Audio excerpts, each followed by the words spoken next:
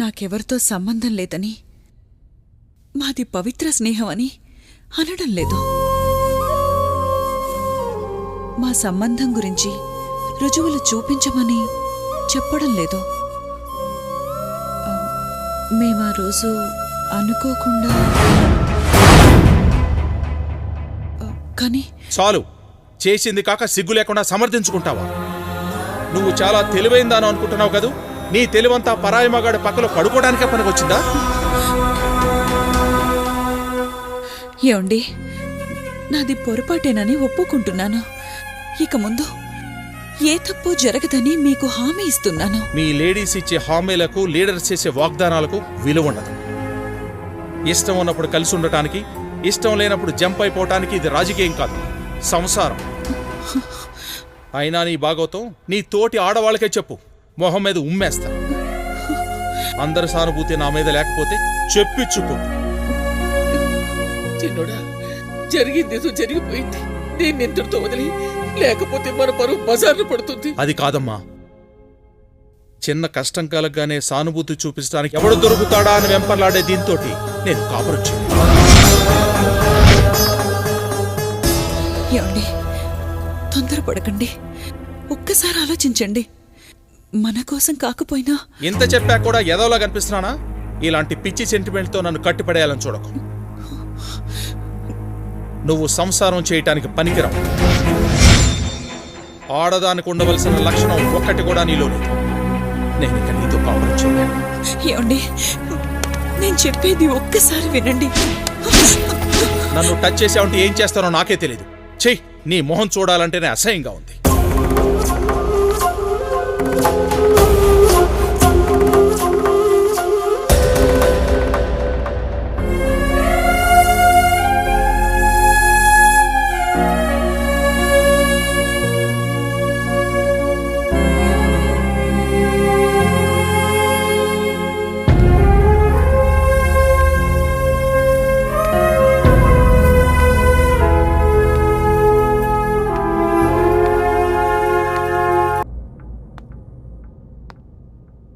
పదేళ్ల నుంచి ఇల్లు నాదనుకున్నాను. కానీ ఇప్పుడు పరాయితైపోయింది. మీతో మాట్లాడాలి. ఏం మాట్లాడతావు? నాకు ఇంట్రెస్ట్ లేదు. ఇంట్రెస్ట్ లేకపోయినా ఈరోజు నేను చెప్పేది మీరు వినాలి. ఆగండి, మీరు కూడా వినాలి.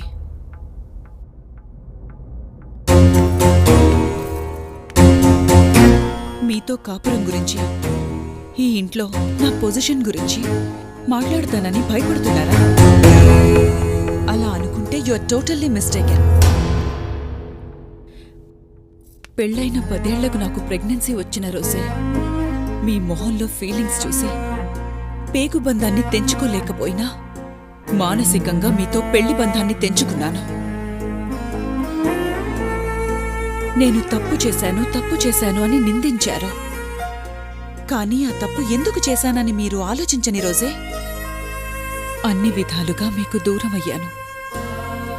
ఒక ఆడది భర్త నుంచి ఏం కోరుకుంటుందో మీకు తెలిసుంటే మన మధ్య ఈరోజు ఇలాంటి సందర్భం వచ్చేదే కాదు. నేను అందరిలాగే ఎన్నో కలలతో, కోరికలతో ఈ ఇంట్లో అడుగు పెట్టాను. ఏమైంది? మీ నిర్లక్ష్యంతో నా కోరికల తలుపులు మూసేశారు. నిద్రలేని రాత్రులతో కలలే రాకుండా చేసుకున్నాను.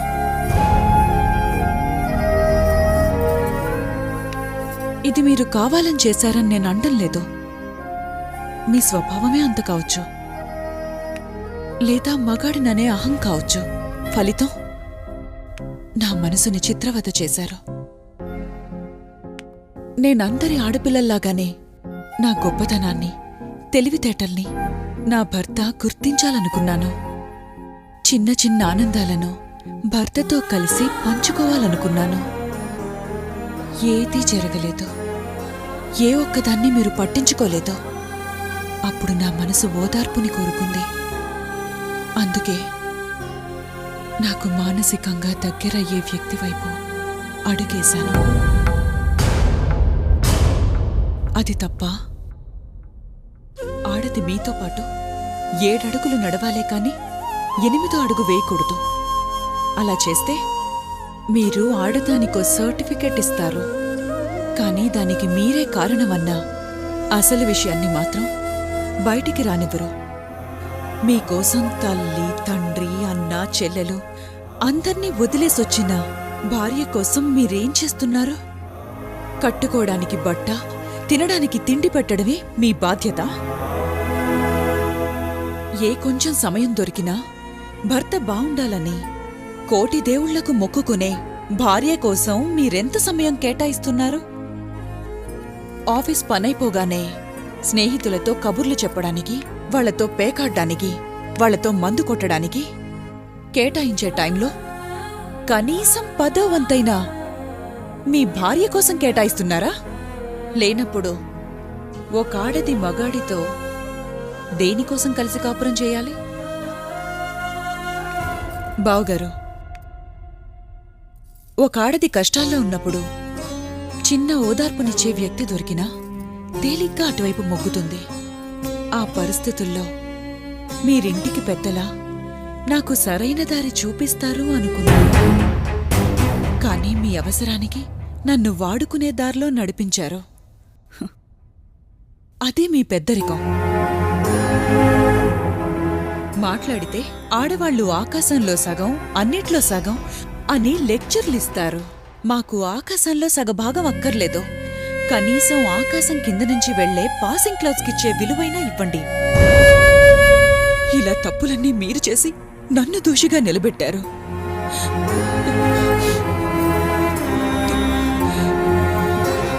పర్వాలేదు, ఇప్పుడిప్పుడే నాకు ప్రపంచం అంటే ఏంటో తెలుస్తుంది.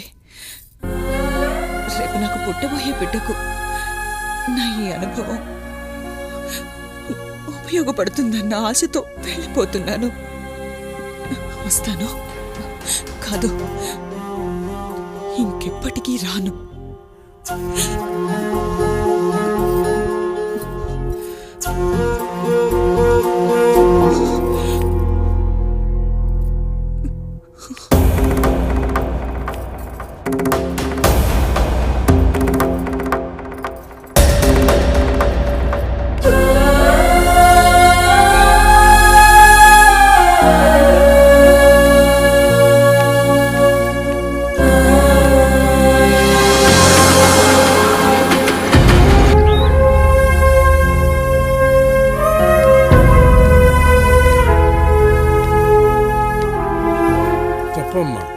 నువ్వు పుట్టింటికి వచ్చి చాలా తప్పు చేశావు.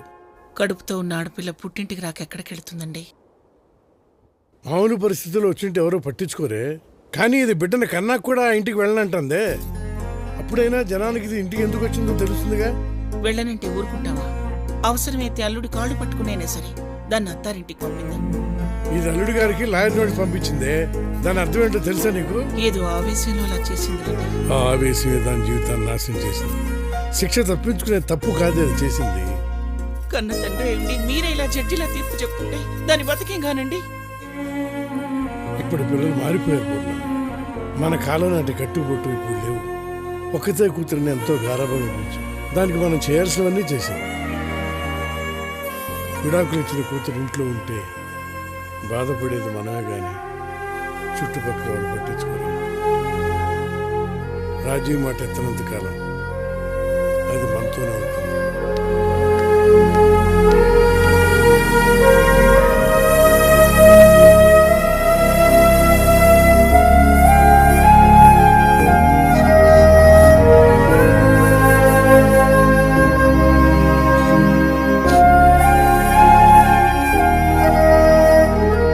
తర్వాత కొన్నాళ్ళకి సావేరి పుట్టింది.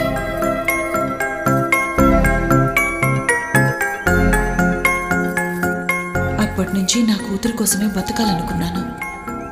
గత జ్ఞాపకాలు నా కూతురుపై పడనంత దూరం వెళ్ళాలనుకున్నాను.